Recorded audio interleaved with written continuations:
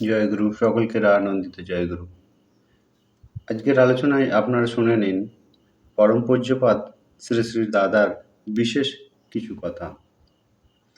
একবার সর্বভারতীয় ঋত্বিক সম্মেলন 297তম, সেখানে তিনি কি বলেছিলেন সংক্ষিপ্ত আকারে আপনারা শুনে নিন। তিনি বলেছিলেন, প্রত্যেকের জন্য ঠাকুরের কাছে প্রার্থনা করতে হয়, কেউ যেন দুঃখ না পায়।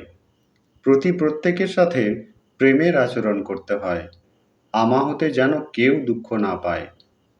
আমাদের মধ্যে প্রবণতা আছে অন্যের ক্রিটিসাইজ করা, অর্থাৎ সমালোচনা করা, অন্যের খুঁত দেখা, অন্যের দোষ আলোচনা করে আনন্দ পাই।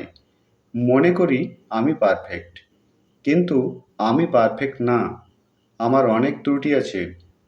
যার অপরাধ আছে সহানুভূতির সঙ্গে তা দেখতে হয়। অপরাধকে ঘৃণা করো, অপরাধীকে নয়।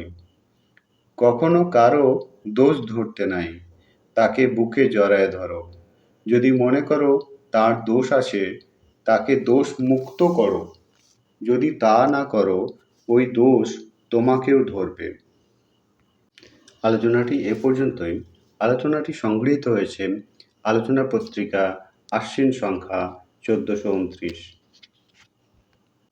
আপনারা সকলে ভালো থাকবেন, সুস্থ থাকবেন, সকলকে আনন্দিত জয়গুরু।